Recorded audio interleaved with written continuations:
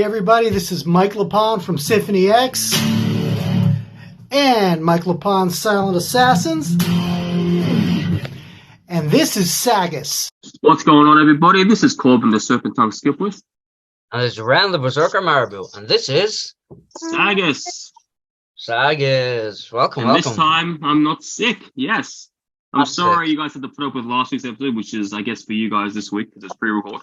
I was very sick, and now I'm back. So I actually had to take the day off work the next day, because I was fucked. I got worse that next day. But anyway, I'm back. This will be episode 65, maybe. 65. This is the recommend... No, that was last week. We talked about Overkill last week. Sorry, Fountainhead, that it wasn't the best quality because I was sick. But leading on from there, Ren got to choose the band, and he chose the band Testament. So I guess, do you want to do the introductions of the album? Yeah, man. I was delighted to continue on from the era that we were chatting about last week. And the band I've wanted to speak about for a long time is Testament. Good old Testament. And it was hard deliberation trying to pick an album. Like, obviously I'm a big Testament fan. I like all their albums, but I wanted to pick an album that would work well on the podcast. And, I was back and forth. So I landed on Dark Roots of the Earth, or of Earth. The 2012 album, one of my favorites, I think. There's a few elements on this album that are missing, and there's a few elements of Testament that are there. And I just thought it was a really good point in the band's history to chat about, It was released on Nuclear Blast in like I said, 2012, and it's just an absolutely phenomenal thrash metal, straight to it, but with a fresher kind of production value. We'll get into that after. So yeah, no man, I was absolutely delighted to finally, these have been on my hit list since we started the podcast. So happy days. What did you think of your first listen, bro? I fucking hated it. No. Can you imagine? Fuck this song. Yeah, delete. End call. No. Well, as probably not as endearing as that intro was. Shout out to Chuck Billy. That was a joke, Chuck. Singing this whole time. Shout out to Chuck and the rest of the band. So, Dark Roots of Earth. Now, I thought it was interesting because I searched up metal albums of 2012, which is funny how everyone thought that the world was ending back then. Like, isn't that funny? Like, real thought. It was like the post Y2K. What was it called? Y2K. Anyway, I searched out 2020 metal albums, and this seemed to be, just based on the main picks that came up on Google, this seems to be the year of Resurgence, which is quite funny because that's the name of the upcoming New Japan pay-per-view, Resurgence. Anyway, Resurgence is what it seems like, because look at all the bands that came out with an album this 2012. Gojira, Cannibal Corpse, Testament, Deftones, Accept, Napalm Death, Manowar, Overkill, Masaga, Devil Townsend, Rush, like Crater, even. Yeah, it was just an album. It was just the year of Resurgence. It's interesting. Oh yeah, I said Rush already. Napalm Death. It's interesting how, like, looking back, I'm like, what the fuck? Like, why did so many? Yeah. Like, and it's not a bad thing. I don't know if all the albums are good or not, but it's just interesting because, like, all these bands came out. It's actually funny because Torch is on here, Cannibal Corpse, and that's the year I must have stopped keeping track of Cannibal Corpse. I listened to everything post-Torture. So it's interesting. Like, I remember specifically I wanted to get into that album, and then I just didn't, and then I just lost track of it. But yeah, it is interesting how many old school bands released an album this year. So that's that for you. Many more, obviously, but those are the names that came up that stood out to me. Now, again, I feel like this phrase, what I'm about to say, has been the case for like the past 6 albums. Besides our guests, I think besides the guest episodes, any other album review we've done in the past like 6 weeks. I swear I'm just regurgitating this sentence. But this is another band that I heard of in the grapevine that I never got into back then, and I'm listening to now. I swear I've been saying that for the past like 10 episodes. But it's good because this podcast lets you experience those bands you forgot about or never got a chance to. So that's good. Anyway, yeah, Testament. It was one of those bands, iconic bands. Obviously, I heard Chuck. Chuck being he's just a name that just popped in, obviously, around the metal scene. And yeah, considering this is my first time, studying on them and listening to them and how they're considered the main pioneer of the second wave of thrash, which is interesting. Whenever I think of waves, I always think of black metal. First wave, second wave. I never think of any other genre but black metal when I think of waves or tiers. But they're considered, from all the research I've done, as the leading tier of the leading second wave tier of thrash metal and the biggest Bay Area band post Metallica. So I've heard. Or with the Metallica. Yeah. Anyway, I did much research on them, and yeah, I mean their legacy stands true, and so even more reason to get into the album. And yeah, from what I listened to, first impressions, yeah, it was really good. It was hard hitting. It was, it definitely felt like a modern day interpretation of thrash. There's so many albums that I've listened to in the past where it's labeled as one thing, but it sounds like something else, or there isn't a good balance, but I just think, I guess I'll end my first opinions on a kind of a sour note, but I think the era of thrash that we remember, the Random Bloods, the Master of Puppets, the fucking, the Peace Cells. I think that era of thrash is dead, and we've got the second, third, and modern waves we have is a lot more, not diverse, but a lot more like this. It's a lot more modernized. It's a lot more properly toned, properly produced, properly mixed, not just speed. Because I know in the 80s and 90s it was just about speed. Metallica kind of switched it up with their interpretation of it, but for a long time, I think the golden days of thrash that everyone thinks about is the fast-paced Slayer. Every song sounds the same. I mean, Slayer hasn't changed. They're still the same. But I think when you're looking at thrash bands today, you're going to get more albums like this where it's more paced, deliberately paced, more, more creative, more, you can hear the quality of mixing and all stuff. So I just think, yeah, it was definitely an interesting album. And I think it does definitely fit the more modernized version of thrash metal, which isn't a bad thing. It's just, yeah, I noticed it, and it's not something I'm going to hate on it for, because yeah, thrash has changed over the decades, and I think yeah, this just ended up being a great modernized thrash album. Yeah, sick, man. I mean, like I mentioned last week when we were chatting about Overkill, that there's like the big eight, really, or the big, the boys could have easily just barely missed hitting in on the big four, because they were just a little bit behind it. I think Metallica were on like their third album by the time these boys came out, so they were a little bit behind, but they weren't mega behind, and it really helped the genre to grow. But yeah, again, another San Francisco Bay Area sort of 1983 band. I mean, they sold like 1.4 million copies of records in America and 14 in the world. Like, so they've really done their part in bringing thrash to the world. But it's interesting that you're picking up on because this is what I wanted to talk about. Like, this album actually was the time they worked with Andy Sneap, as we've mentioned Andy Sneap so many times before, and he took their sound from what we know as Testament or the old thrash sound, and he just he gets a lot of people's, he is a genius, and we all know this. And he's actually gigging with Judas Priest now, as we know, and all this kind of stuff. But he has a very distinct sound, which is just like a mammoth juggernaut of sound production that he does. And for some reason, some people don't like that. And you know, it's like, you don't like this big, huge monster sound where everything's absolutely perfect. You don't like that, whatever, man. But I think because the thrash and other similar genres sonically would be like punk, where it is more raw. You know, it has that more kind of like attitude driven music.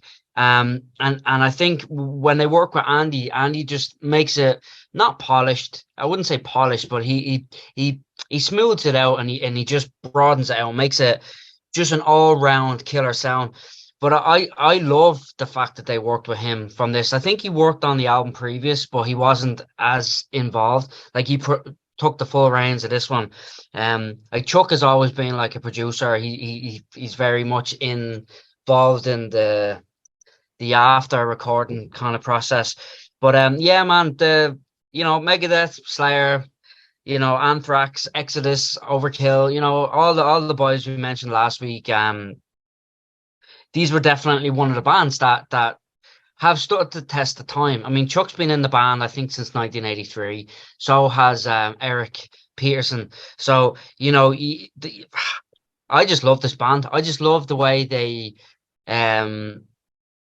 bring you this like badass, rough thrash kind of vibe, but there's always more melody, and Chuck's voice, like Chuck's voice is just like this huge beast, massive vocal, like he's anybody that knows the man, he's a very strong let's say advocate for continuing the lineage of the Native Americans. It's his father was Native American, his mother was Mexican, or are, I don't know if they're still with us or not, but he's very, very, very, very tied in closely to his heart with the Native Americans. And the one track on this album that stands out for me is Native Tongue, or Native Blood, and that's obviously a song about his lineage and stuff. So but his voice in particular is what I think makes this band stand out, and Alex's guitar playing, which I'll get into in another little bit. But I don't know, it's just there's just something extra powerful about his vocals and him as a character. He's just such a huge individual, his character and his physical side. He's a big 6 foot Native American Indian dude with like gnarly hair and tattoos, and he's just a complete badass. So I think for me, over the years that they have had those two boys in the band ever since the start, and they've just continued to progress and stick to their guns, but slightly deviate, but not too much. A lot of like Slayer didn't deviate at all.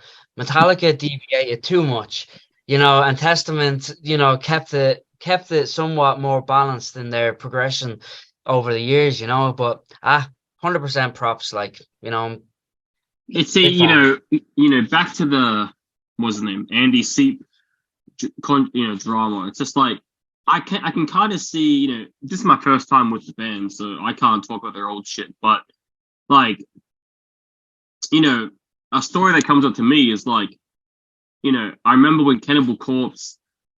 I remember this. I was in primary school or just starting high school, and they were announcing that they were gonna make their mainstream debut with the album Kill. That was gonna be their first album, like that was gonna like their first breakthrough album into mainstream. And me and my friends, we were all like, "Fuck, this is the death of Cannibal Corpse. They're gonna go mainstream." And I mean, that stigma still applies today. I think a lot of people are still, when they hear the mainstream attached to it, and they didn't change anything. They were still as brutal as ever. They're like, "Nah, fuck you. We're gonna do our shit." And like, I just can't imagine if, even though obviously Andy Sneap is a very talented producer, but I think maybe not every album needs that kind of pampering, needs that kind of attention. Because like you said, if like, can you imagine if he had worked on a Black Flag album?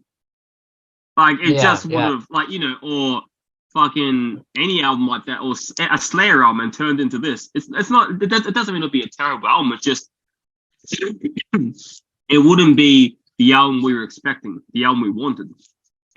Some albums, and I'm not saying this is a bad album. I haven't heard too much of the old stuff, so I can't talk. But I mean, for the diehard fans, I imagine who just want the Slayer edition, who just want the raw, just thrashing instrumentation and brutal speed. I can imagine them getting a bit, thinged up about it. It's like, oh, what the fuck? Like, this isn't what I wanted. Obviously, it's not the components that they have a problem with. It's the way. I don't know. I'm not a diehard fan of these guys, so I can't talk. But I'm imagining it wouldn't be the components. It'd be the way it's, the shining, the polishing. Like I said, in the exact same way that people would have a problem with Black Flag. So I just think, in my opinion, based on what you just said, that's what I can imagine it is. But despite the fact, the song "Native Blood" was really powerful. Interestingly enough, at least on my version, I mean, now that I have Spotify, I'm assuming it's the same version as you. But there's all the covers at the end of it, because the original track list is 1 to 9, ends with "Last Dance for Independence," and then it goes to "Dragon Attack," "Animal Magnetism," "Power Slave," and "Throne of Horns." And there's even an iTunes bonus track, "A Day in the Death," featuring the drummer of Lamb of God, Chris Adler. But normally when we do this shit, I normally just focus on the original 9. I don't normally focus on bonus tracks because to me it's like not the original album. But as far as the tracks go, it's like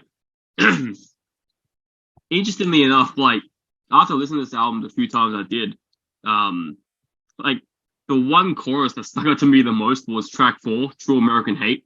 It didn't even dawn to me like, the conceptual connections, "Native Blood," "True American Hate," "Rise Up," but it just stuck in my like, "True American Hate." I don't know. It just kind of like stuck out like, oh, actually like a Black Flag chorus would.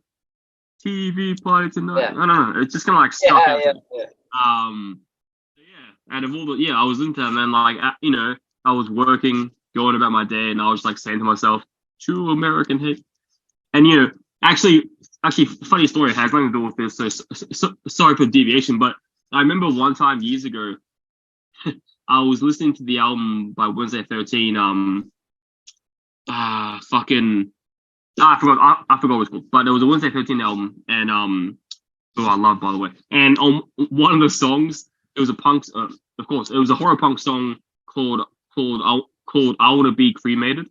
That was just one. And like the chorus, because every Wednesday 13 song sounds the same. For anyone who hasn't listened to it, it's just a horror punk guy. Anyway, the chorus was just nothing but eight bars of the same thing. "I want to be cremated," in like a Green Day style like punk song. And like I had headphones on. This is years ago. I had headphones on. I was going to a shopping center, and I was just like saying it out loud, not even realizing like what I was saying, like what people must have thought of me. I was just walking around like out loud. "I want to be cremated. I want to be," and like people must have been looking at me like I was fucking mad. But now like in the same breath, listening to "True American Hate," I was like, just saying it to myself, just like I was making sushi like "True American Hate," just like. So it definitely stood out to me as a catchy chorus. That's it, man. But that's the other thing as well. They are catchy. They're they don't aim for mainstream at all. But they have some really catchy numbers. But something else I just realized, you mentioned Deftones released the same year. And funny, anybody that doesn't know, Chuck Billy is actually the first cousin of Stephen Carpenter, would you believe? The guitarist from Deftones. So that's an interesting factoid for today. The album was Koi no Yokon. Yeah, good album too, man. Real good album. I mean, I'm a big Deftones fan. They actually majorly inspired my stuff. Eventually we'll get to Deftones on the podcast, I think. But speaking of guitarists, I just want to talk about Alex Skolnick, and I just want to say skull to Skolnick himself. He is. Oh, I have to drink. I can't skull and not drink. How rude of me. So yeah, this guy is one of my favorite guitar players. He is you know, by far the most underrated guy in metal, I think. And he is highly rated, but he deserves more. Um, because not only is he an exceptional heavy player, but he has such a repertoire. Like he can play and open up a song like to a whole virtuoso kind of level, but yet keep it beefy and heavy. You know, he's always being a standout player in this whole scene or genre and in this band as well. But the guitar playing between him and Eric, it's just absolutely brilliant. And they're super cool guys. Like Alex is just like a really chilled out, laid back guy, and there's like his whole family are academics, and he's a very smart bloke as well. But he was like, I'm gonna play thrash metal. You know, I'm not gonna be a doctor or a scientist or any of that stuff that the rest of you are. I'm gonna go play this.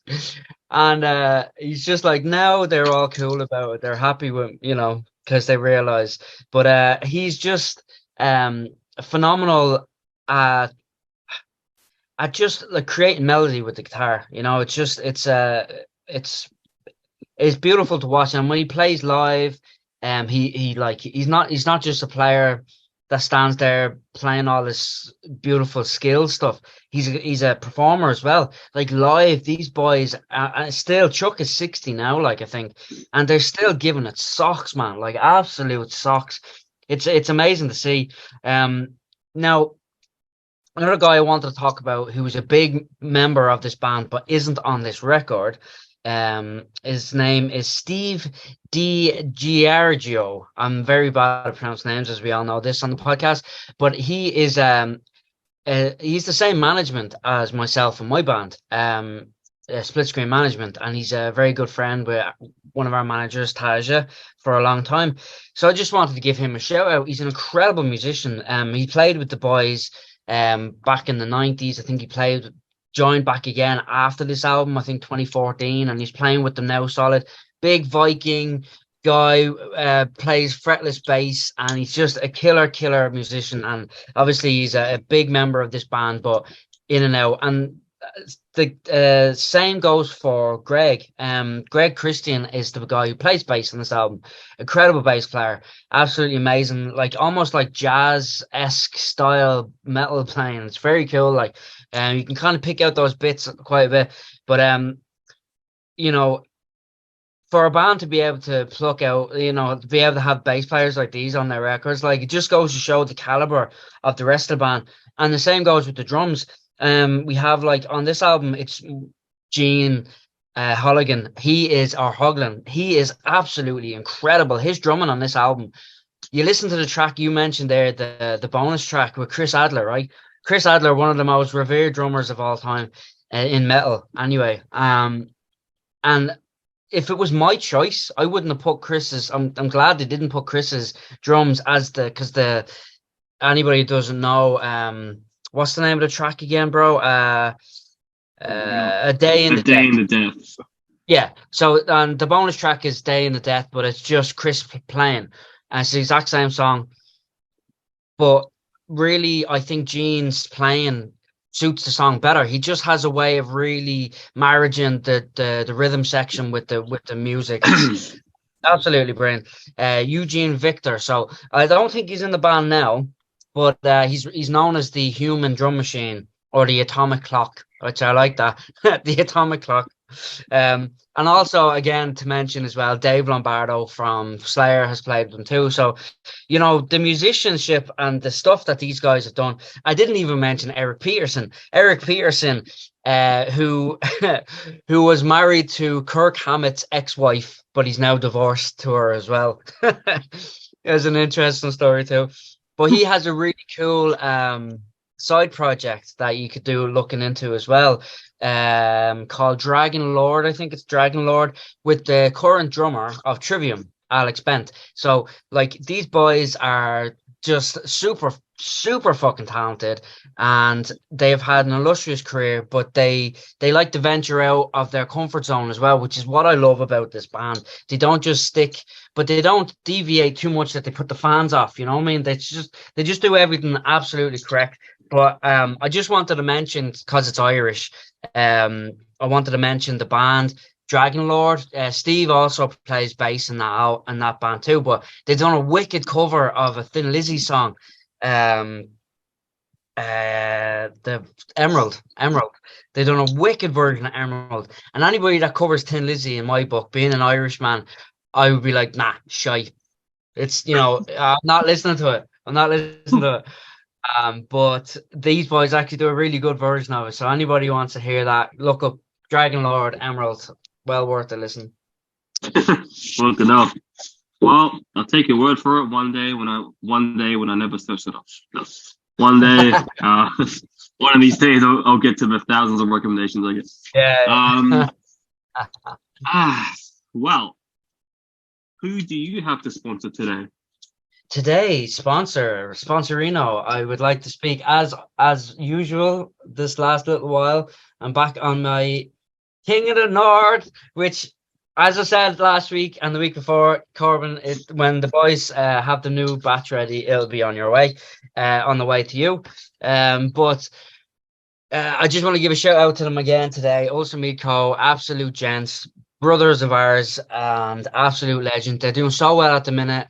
Look them up on Facebook and support them. And if you can, get some of their lovely beverages and drink responsibly. But yeah, 100% best mead in the world. Boom, that's me. Nice. Well, today I'm going to shout out DWI clothing, which is made by Josh Freeman. So here's the jumper we have today. This is the original one. Since then, as Ren will show you, there's a new lineup. For those listening, Ren's one has bitchin solo at the back with an axe, and our classic SAGAS logo with the Berserker label. I'm wearing the original jumper, which just says "fuck work, listen to SAGAS" at the front, and at the back the SAGAS logo. It's very comfortable. It's a perfect combination of thin and tight, because sometimes you get a jumper, it's too thin, doesn't even keep you warm, and then other times you have a jumper too tight and it just like sticks to your fucking skin. This is like a good combination of both. Actually, the jumper I wear to work is my Legion of Skanks jumper, but it's faded. The complete logo is gone, so it's just a black jumper, which is good for work because I can only wear black. I can't have logos on it, but that one's tight as fuck. It like sticks to my skin.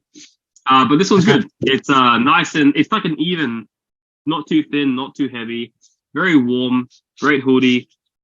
Yeah, so I'll put it up as I did last week, link above. DIY clothing. Yeah, go support Josh. He'll be on the podcast in 2 weeks. Or 3 weeks. Anyway, talk about his latest EP, very excited. Very cool. Yeah, that's me. So we all know what time it is. I get the guitar. It's time for the Devil's Advocate. The Devil's Advocate. Kind of lost your voice on that one. That's for you, Chuck. Good old Chuck. Dropped it. How much wood did the woodchuck? No. How much? How much Chuck would a Chuck? Yeah, how much wood would a woodchuck would if a woodchuck could chuck it? Anyway, good going, Chuck.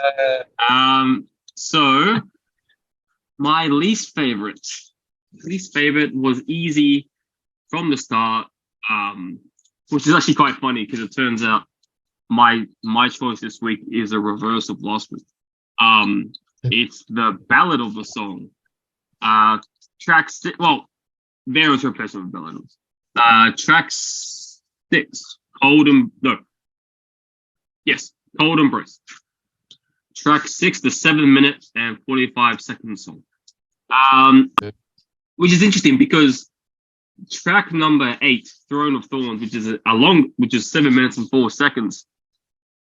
I actually quite like that track, and that was similarly as long, but I don't know, Cold Embrace, I think I'm pretty much regurgitating what you said last week about the choice I chose, but it kind of stuck out, and I guess maybe this week I just wasn't feeling the ballad, and last week I was. So yeah, cold embrace. I'm turning tides. I'm showing my true American hate now. Which actually leads, even though I'm not American, but this goes to my favorite track, True American Hate. Who would have thought? Yeah, True American Hate, because as I said earlier, it's just a catchy as fuck song, and it's there's plenty of great songs. Rise Up was amazing. Native Blood, obviously. I actually really like Throne of Thorns, but American Hate, True American Hate, just for the chorus, it's just like stuck with me in my head, and I think anything that can stick with me, like throughout the day, like it gets credit for fucking staying there and repeating in my head. So True American Hate, here I am promoting violence. Nice. Yeah, well, I mean, it's one of those tracks that straight the minute you listen to, it's an anti-American song, or an not American, but anti the bad side of America. Bruce Springsteen, there's been plenty of bands that have done songs like that, and in some ways it might be warranted, but sure, but in terms of what Chuck is chatting about his ancestors and whatnot, so he is absolutely within his right to say so, and I fully agree and support him in every fashion. Man, that Chuck. No, in all seriousness, the least favorite song you picked equals my least favorite song this week, and I had anticipated it being yours as well this week, funny enough. But I very much think it's a great song. I just think it's it's just the one song that I wouldn't listen to as much. When it comes on, the intro just I'm just, I'm wanting a bit more rocking and ballsy out, which, it's weird, like, because I think recently I'm liking me full on songs again. I went through a phase where I liked everything a bit more laid back and whatever else, but it's a great song. Still fits the tone of the album. It doesn't stand out like a sore thumb or anything, because it, like, after into the pre-chorus and chorus, it's chunky, like, but it's just out of a fantastic album. It's just the one.